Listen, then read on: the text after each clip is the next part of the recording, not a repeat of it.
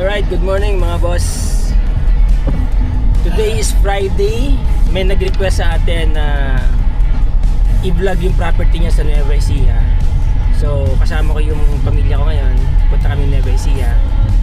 Dito sa tabi ko si Nicolay. And tapos si Max nasa likod. Tsaka yung aking wife.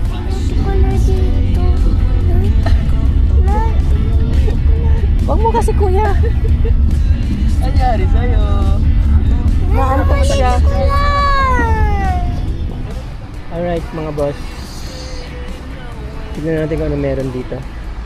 May mga nakikita akong kakaibang prutas eh.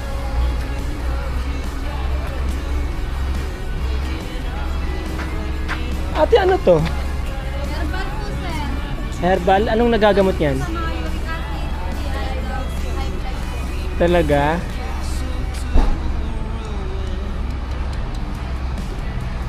Eh, UTI, gout. Paano, anong gagawin dyan? Nilalaga po. Itong piraso po niya. Ano po, 2 basong tubig. 2 basong tubig, 7 pero hindi ba pwedeng 6 lang? Parang po 7 po siya. Hanggang 7 po. Ate, ba't ang ganda mo? Ano ka? Kaya namin po. Ito sikreto mo? Opo. Ayun no, sikreto ni ate. Okay. Anong tawag sa halaman na to? Pandan lalaki po. Meron bang pandan babae? Opo. Yung nilalagay po sa kanin. Ha? Yung nilalagay po sa kanin. Magkano naman yung ganyan? Ito po, 300 po yan. Madami po. Mas madami po. Ay, itong piraso ah. Alaga. Ito naman te, ano naman to? Ha? Ah, Gugu shampoo.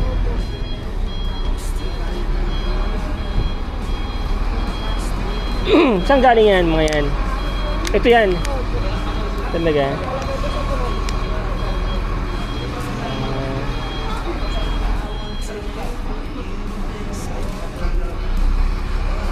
Nice.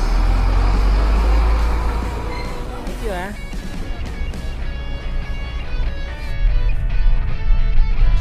Yun ang bumiyahe sila.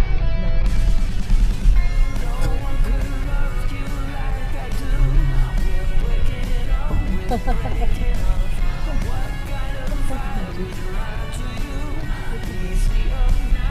lalaki ng kalabaw nila. Ang laki ng kalabaw oh. Grabe. Ang laki.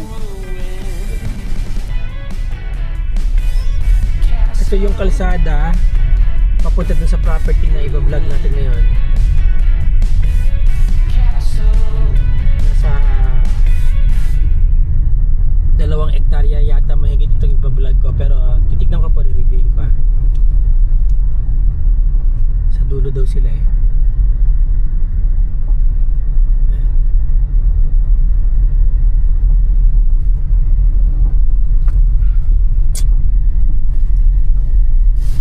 Alright mga boss, no? Ang frontage po ng property mula doon diretso hanggang doon po dito sa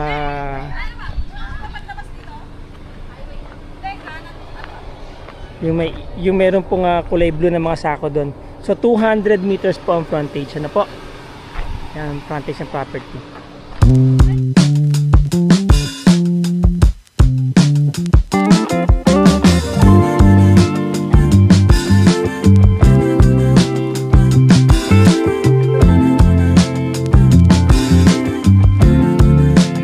Think I might be over my troubles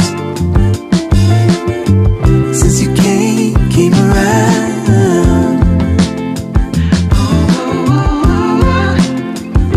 Something struck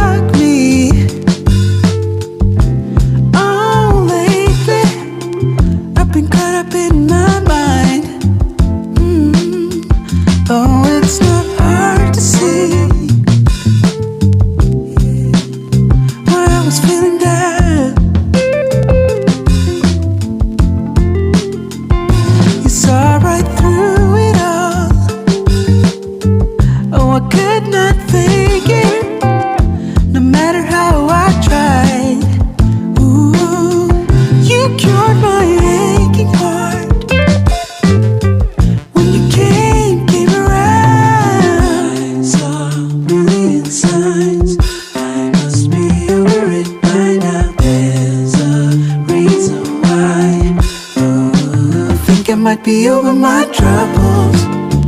Yeah, they've been there for so long now. Suddenly I think of tomorrow. Yeah, since you came around.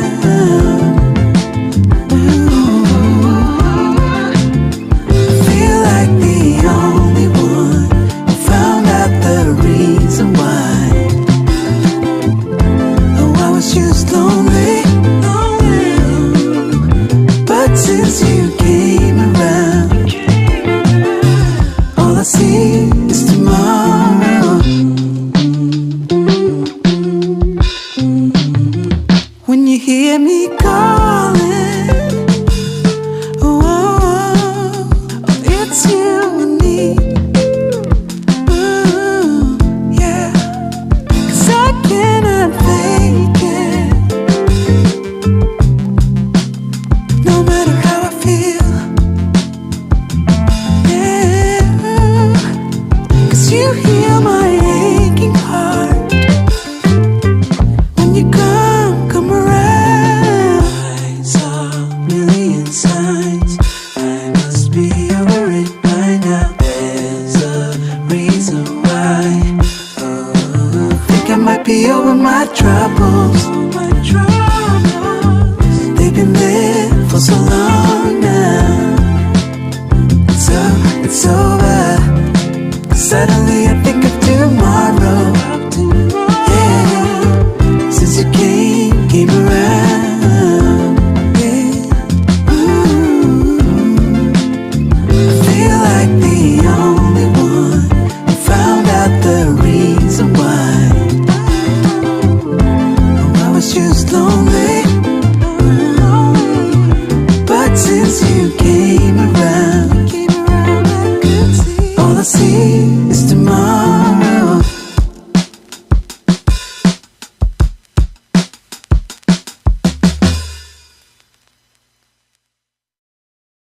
Okay, ngayon, ito pong property dito sa Nueva Ecija, no? Dito sa Lawang Kupang, San Antonio, Nueva Ecija. Ang total lot area po ay nasa 2.1 hectares or 21,395 square meters to be exact. And then, yung frontage po ay nasa 200 meters po ang frontage nitong property. Tapos, Tutok Barangay Road yung property, ano po. Although hindi pa sementado, pero ilang kakunting portion lang po yung hindi sementado na yan. Dalawang portion, actually may 3 portions po dito ng property. Ilalagay ko po dyan, yan yung pinaka lot plan nya, no. Yung isang portion ay ito nga pong non-irrigated land na nasa 8,459 square meters yung non-irrigated land. Tapos yung irrigated land, yung may palayan po, ay nasa 12,936 square meters. Now, babawasan po ng 200 square meters yon dun sa dulo para dun sa mga nakatira po dito.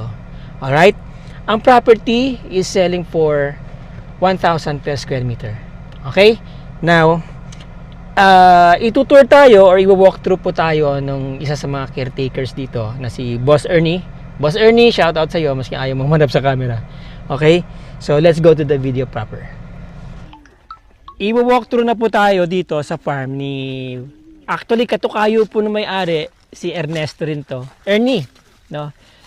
Ngayon, tatanungin natin siya. Nandito siya sa likod ko. Medyo camera shy si boss eh. But anyway, papakita niya lang sa atin yung boundary ng property na nakita natin sa drone kanina. Ito, anong saging to, boss? Senyorita. Mga senyorita. Tignan natin. Ayan, may mga bunga na, oh. Mukhang, magandang pagkakatanim niya. Kailan niyo po tinanim to? Last year lang yan. Last year lang. Oh, ang bilis na bunga, no? May mga bunga na, oh. Ayan, oh. Alam niyo maganda po lupa dito, no? Parang hindi naman siya matigas kagaya sa Zambales. Ayan, oh. Senyorita. Parang malalaking senyorita to, boss, ha? No? Tapos may mga mahogany trees. Ilalagay ko po sa description ng video na to kung gaano karami yung mga punong nakita natin dito. Iikutan lang natin yung boundary, ano? Dito may bakod na po, ayan, oh. So ito yung boundary, doon kami galing Yung kalsada na to, boss, palabas papunta saan yan? Etong sa kanan, papunta San Antonio. Sa kaliwa San naman, Antonio, sa kaliwa, Hain. papuntang Hain. Hain. So, pag dyan, babalik ako ng Manila, pwede rito. Pwede rin dito. Saan ang mas malapit? Halos parehas lang. Halos parehas lang. Kapag to Manila. Meron ba ditong pinakamalapit na expressway? Expressway. Oo. Silex. Doon pa Silex. Doon, no. Pero yung NLEX o SCTEX, Easy text dyan sa... doon din. Oo. So dito ang labas ko. Oo. Mamaya, Sa para EasyTex, pinakamalapit. Saragosa. Saragoza. Okay. Ito, pagka dito sa Hain, dire-diretso yan, papunta na saan yan? Papuntang Cabanatuan. Kabanatuan. So, yung mga puno dito, ayan o, may yung nakikita akong ano to? Yung kakao. No? Ayun. Ito yung suha. Suha. Suha. Yan. Tapos may mga nyug po dito. Marang. Marang. By the way, mga boss, mga mama, mga sir, itong itong non-irrigated land, no, parang residential area na rin, ay nasa 8,000 plus square meters. Ilalagay ko po dyan sa screen yung eksaktong sukat nito. Yan. Nasa 8,000 plus square meters. Yung irrigated palayan naman ay nasa 12,000 plus square meters. So nasa 21,000 square meters po itong property. Ngayon may mga iba-ibang puno sila dito sa area na to, sa non-irrigated area. Ano po? Sir, ano to? Daanan ng irigasyon? Irrigation. Sa patubig. Pero pwede pang buhayin yan? Pwede pa yan. Kasi may pinakabahay ng patubig doon yan. Oo. Ito ngayon yung nagagamit niyo pa to ngayon, hindi na? Hindi na. Pero pwedeng buhayin siya Pwede pagka siya. magpapatubig dito? Okay. Yan. Anong mangga to, boss? Kinalabaw? Kinalabaw. Malakas din siguro mamunga yan. Ini-sprayan niya ba yan? Oo. Oo. Spray din. Tuwing kailan kayo nag-spray dito? Mga October. Ito, may magandang kawayan, no? Ano yan eh? Pang landscape, no? Oo, yan. Saan ginagamit yan? Parang pang furniture, no? Pwede rin. Sa mga kubo. Yun. So, yan. Itong area na to, tinataniman niyo yata ng gulay, no? Gulay. Oo. Tapos, yun, no? May mga nyog. Suha. Suha. Nyog, mangga ulit. Acacia. Acacia. Yan. Ito, anong puno to, boss? Mahogan. Ito, mahogan ito yung maliliit na dahon? Kakatanggal lang ng mga dahon niya. May mahogany. Ay, bunga niya mahogany. Yan. And then may mga ligaw ng mga patola. Patola yan, di ba? Ligaw. Oo. Patolang Yan. ligaw. Ngayon, ito po yung palayan. Ang ganda ng palay nila dito. Nasa 12,000 square meters po, itong palayan nila. Sir, matanong ko nga, nakakailang croppings po kayo dito? Dalawa. Dalawang croppings kayo dito. Isang panagulan saka isang panagaraw. Kaya hanggang third cropping nito? Hindi. Alanganin. Madalang yung naglalagay ng third cropping. Pero may iba, may naglalagay din. Ito, ano yung normal harvest nyo, ani, gaano karami? Nung kasing kapag tagaraw na ganyan, yung 100, 100. 100 na palay. 120 ganyan. Sako. Oo. Ang isang sako, ilang kilo? Ma-average siya ng 60. 60 kilos ang isang sako. 60 kilos. Okay, madami din ha. Mm. Pero kapag tag-ulan, Pag tag-ulan, mga 80 to 90. 80 to 90, pwede na. Ayan. Depende kasi paminsan sa Itong tubig nyo, galing to sa irigasyon. irrigation. Saan, itong tubig sa irigasyon, saan naman ang gagaling yan? Sa sa Pantabangan yata. Pantabangan Pantabangan River. na dam. Dam. Okay. Ang ganda ng palay nyo, boss, oh. Ang ganda na po ng palay nila, oh. Ang daming butil ng no? Kailan ang harvest nito? Mamaya? Mamaya. Ano pong harvest yan? Harvester? Harvester. Ang bumibira. Magkano ngayon ang dito per kilo ng palay? 17, 17.50. Maganda presyo. Ngayon, ito na po yung yung irrigation. Yan. Ito sir, anong kalsada to? Barangay road ba yan o ano lang yan? Sa irrigation na, pero maraming mga barangay dyan sa gawi pa dyan. So ito parang barangay road na rin, lumalabas, no? Pwede na rin siyang daanan din talaga. Kahit Kung halimbawa pa lang ako makakabili ng lupa na to, maglalagay ako ng parang tawiran tulay, dito. oo. Pwede. Pwede, oo. Pero saan naman ang labas ko niyan? Sa Lambakin. Lambakin. Hain. Tapos mga bahay pa dyan. Bahay, may mga bahay pa rin. Oo. Kung pwede ka lang magpalagay na tulay na kawayan lang para pwede ka mag-walking sa umaga, di ba? Mm. Sir, pagka bumabagyo hanggang saan ang tubig dito? Pag bumabagyo, Oo. wala, hindi naman to inaano eh. Hindi to na, Dito nalulubog. hindi nalulubog. Maganda. Mataas kasi ito na. Oo. So, ang property po nila hanggang doon, makikita nyo sa drone shots mamaya, yung korte ng property, no? Hindi na tayo pupunta doon, masyado na malaya. But anyway, may mga puno po ng mangga. Ito makikita nyo sa, sa drone shots natin. Ilang puno ng mangga po yan? Hanggang doon yan, ano? Hanggang doon. Yung nasa may irrigation na yan, nasa 10. 10 puno ng mangga. Mahigit 10 yan. Tapos wala nang mga ibang tanim. Wala na. Maliban sa palay lang. oo. Oo. Okay. Galing. May isda ba dyan, sir? Wala. Madalang. Pero meron din paminsan-minsan. Dalag. Oo, dalag. Pagka halimbawang patapos itong palay, ano naman ang tinatanim ninyo dito? Dito na, hindi na ako nagtatanim ngayon na ano dyan. Pero pwedeng taniman ng ibang Pwede, crops. pwede siyang magtanim kahit na mga Pakwan. munggo. Pakwan, oo. Munggo. Mm. Oo. Tapos ito, ano na lang talaga to, ganito na to. Oo. Hindi ko na kasi tinamnan na Kapiraso na lang dahil nasisilungan ng mangga. nasisilungan ng mangga. Anong mangga to? Golden Queen. Golden Queen. Ilang variety ng mangga meron kayo dito?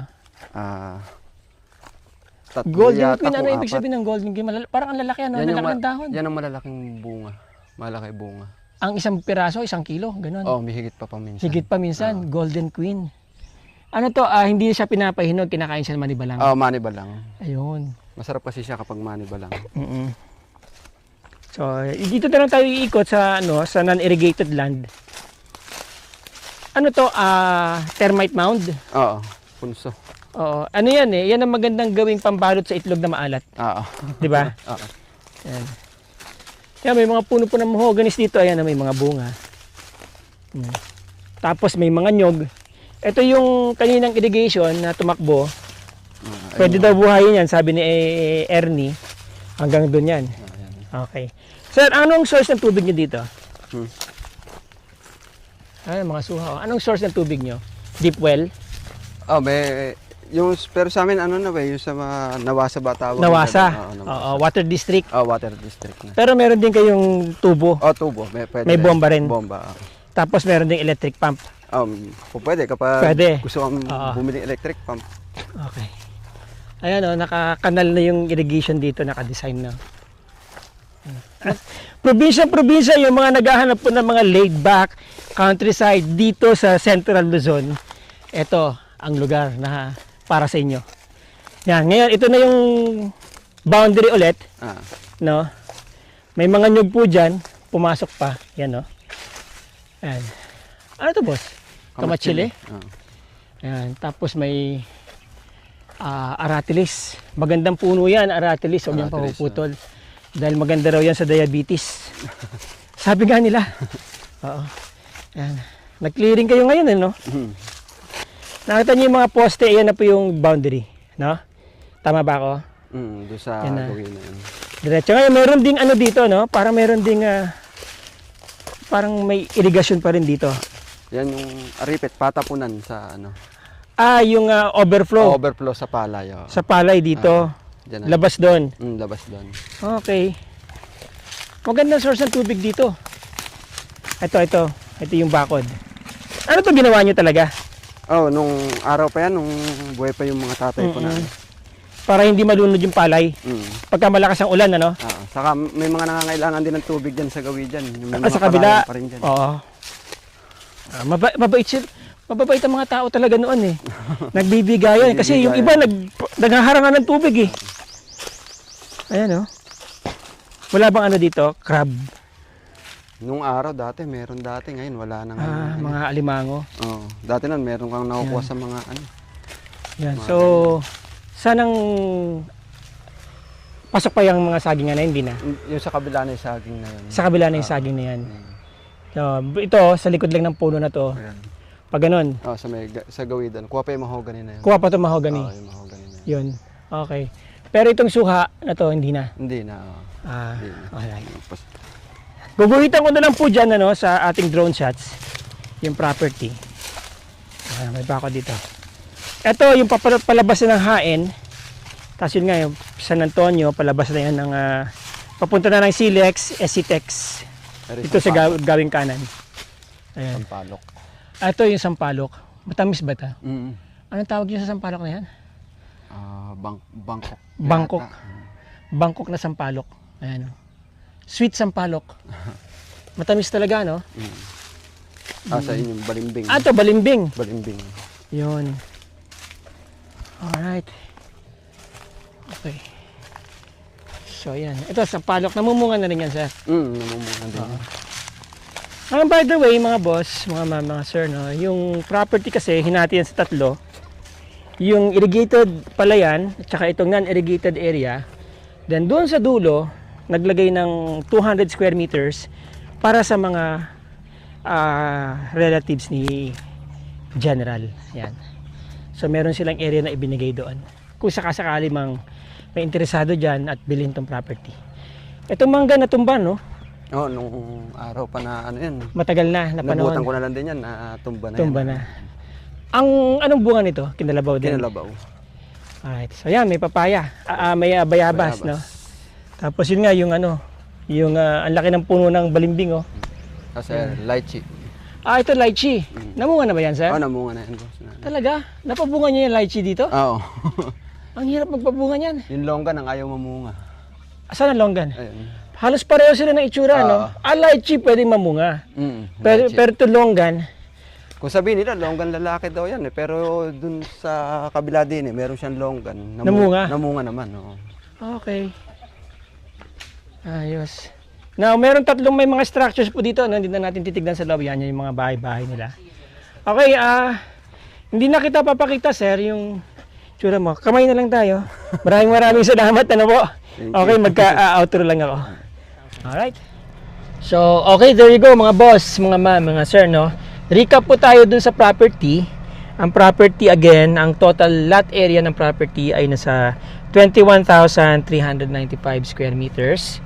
At ang kanyang non-irrigated land is nasa 8,000, pasensya na kayo, malilimutin na ako, nasa 8,459 square meters po yung non-irrigated land. At yung irrigated land ay nasa 12,936. Again, sabi nga ni Ernie, nakaka 200 sacks sila na 200 na sakong palay sila in 1 year. Yung dalawang harvest season na yan. Ibig sabihin, kung 60 ang per sack ay nasa 12,000 kilos. Alright? Ano yun? Okay?